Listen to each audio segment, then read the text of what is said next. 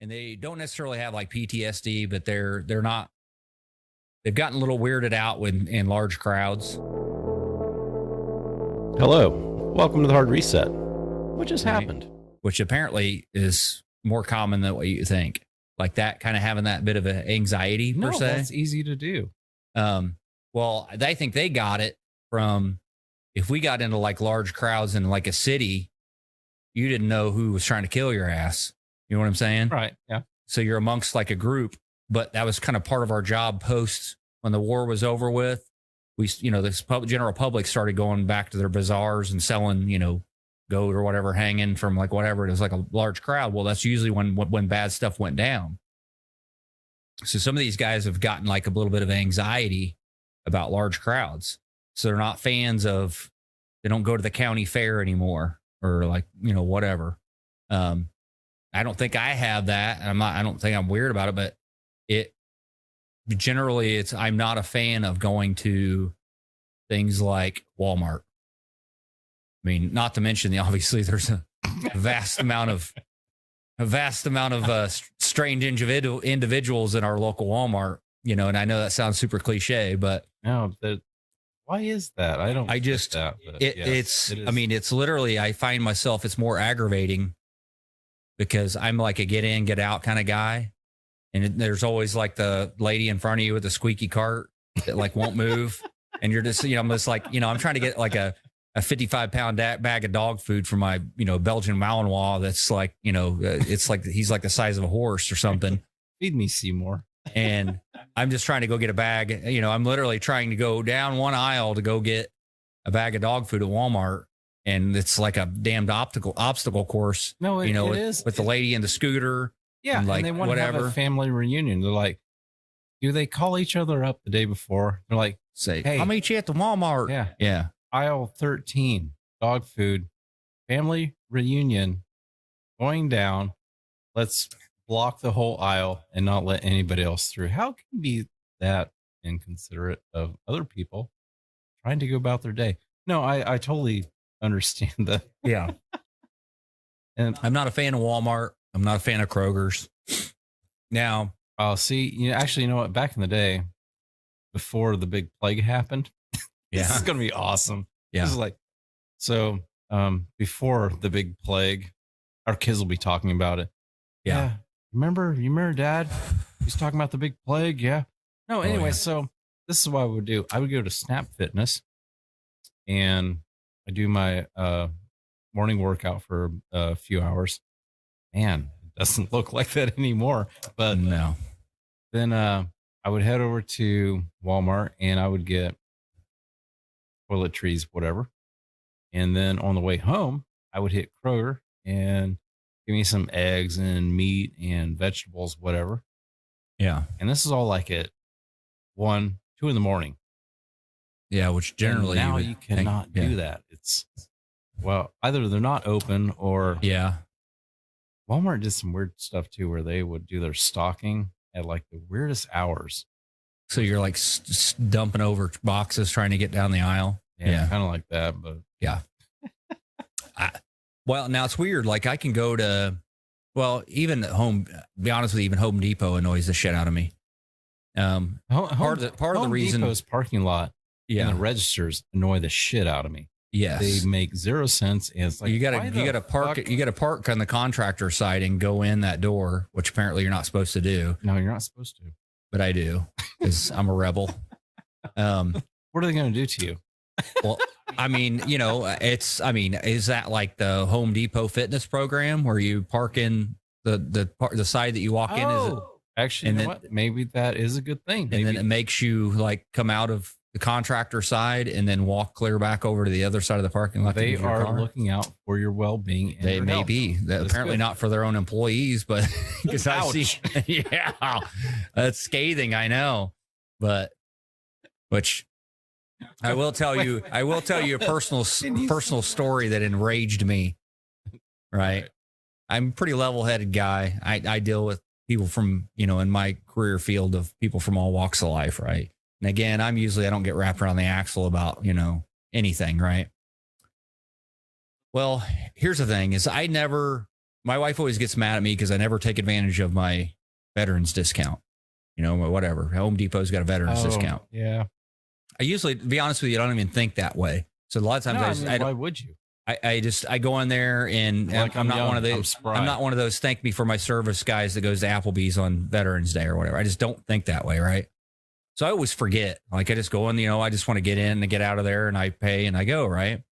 Well, the one time was my son wanted they had a workbench that somehow was like some kind of workbench that he wanted. It was like a big wooden workbench, and it was like pretty reasonably priced for. It was like a huge, like 10-foot long workbench, but it was only like $100 or something. Normally you'd pay like $300 for Pretty it. awesome. And hopefully you got it. He wanted that, believe it or not, because he likes working on things, whatever. He wanted that for, I think, like one of his Christmas presents, if I remember right.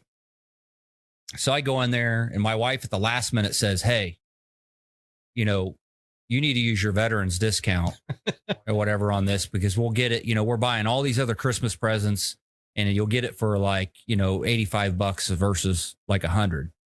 So I'm like, okay, all right. Same thing as I more or less kind of forgot about it, because I'm, you know, unless it's on a Post-it note, I forget about it. I make it all the way through. At the last minute, I'm like, oh shit. I'm like, I need to use my veterans discount or whatever. Well, I didn't know how to do it at the self-checkout thing, whatever, like this, whatever. And so I waved down this guy, large gentleman, being nice, large gentleman, comes over there, and I said something about, hey, you know, I'm a veteran. I need to try to get my veterans discount, right? And he's like, well, do you have a VA card or whatever, like from the Veterans Administration? Right. Mm-hmm. I said, well, no, you know, I don't, or whatever. And I said something about, it was weird. I had just happened to go to the license branch that day, and I brought a copy of we call them DD-214s. It's basically when you get out of the Army, they give you this DD-214 that shows you all of your service and whatever. I'd actually printed off a copy, and I took it to the BMV, because I was getting the Army veterans plates. The BMV. That's just yeah, we won't even go on that one, but so I literally had it in my back pocket, and I said, well, I don't have a VA card because I don't go to the VA hospital. I am like considered like 30% disabled. I got hearing loss and stuff from shit in Iraq, right? But I said, hey, I've got a DD-214, and I said it'll show, you know, that I'm a veteran. And he's like, okay, let me see it or whatever. So I pull it out, and he looks at it, and he looks at me, and he's looking through the paper. And he looks for me, and he looks at me like I got a dick. He looks at me like I got a dick growing out of my forehead, right? And he's like, what am I looking at? And I said, well, okay, well, obviously you've never served, because every branch of the military, they have these things called DD-214s. And there's my name at the top. Here's my driver's license to show that my name is, in fact, the one that's on the thing. And it shows that, you know, I had service in Iraq and whatever. It has everything on there. And he's like, you need a VA card. So finally, I was just like, I'm not gonna, I never do it anyways. I'm like, I'm not going to argue with you. I'm like, you know, the BMV will take that as a document, as an official document at the BMV, but you won't take it at Home Depot. So I'm like, whatever, dude, I ain't got time for this stuff. So I fold it back up and put it in my pocket. I'm like, I don't care. Just charge me the $100. True story. I don't mean to laugh, but it's just, no, it gets better. America. It gets better. True story. Probably a couple of months later, which this guy had a kind of an overall shitty demeanor anyways. Like he had like zero tolerance or something. I don't know. Maybe he's like had diabetes and he was low in sugar. I don't know. I'm trying to give him excuses. So then I come back, and I have to run. We were doing some kind of, I can't even remember what it was. We were doing some kind of remodeling stuff on the inside of my house that I'm in now. Well, I had ran out of something, trim or something. And so I quickly look online at the Crawfordsville store, and I look at the store hours. It says it closes like 9 p.m. Well, this is like 8:15 or something. I know everybody hates the dick that shows up there, you know, like 15 minutes before they close, right? But it's like 8:15. So I'm like, I'll get there, you know, probably, you know, 8:45 or something. So I do. I drive there. All the lights are on. There's a bunch of cars outside. I'm thinking, okay, I got like 15 minutes to go in there, snatch this piece of, trim or whatever that I need, run it back through there. I'll run through the self-checkout and I'll be out of there. Right. Right. Yep. I go walking up to the door. As I'm walking up to the door, I eyeballing this same guy that wouldn't take my VA thing. Right. And he looks at me and we look at him and we're walking up to the door at the same time. He reaches up and locks the door on me. And I go, hey, dude. And I know he can hear me. And I'm like, hey, dude. And I go like this. I'm like, it's like, at this point, I don't think it was 8:45. It was like 8:40. I had like 20 minutes left. You know what he does? He smiles, he nods, and he turns around and walks away from me. And the doors are locked. And man, I'm fucking hotter than a firecracker. Oh my God. I wonder, you said that was here where we live at? That's here where we live at. It's kind of funny because it reminds me of my shop teacher from high school. I wonder if it was the same guy. Because it sounds like something that he would do. He literally smiled in my face and then turned around and walked away. And then what was funny was my son, who was sitting out in the truck, I went out there and I'm like fuming mad.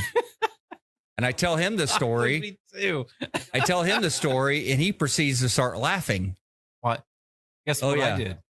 Oh, wait, you heard me already. I laughed.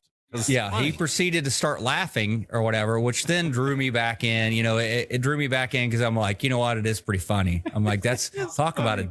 That's like the ultimate dick move is to like go up for somebody and lock the door in their face, fully knowing that you have like 20 minutes left of shopping or whatever, and then turn around and walk away. I mean, I'm talking like this guy was probably maybe at his wit's end, at like apparently working at Home Depot. Well, probably. I mean, yeah. The public and he gave zero, what's, but so yeah. Yeah. True story. So pretty awesome. If I ever find that guy out in the parking lot, no, just kidding. Right. What are you going It's like, thank you. Yeah. He's going to go start collecting carts and may get randomly hit by a car or something. Or I don't know. I'm just joking. I'm just joking. Settle down there. Hey, I'm just joking, folks.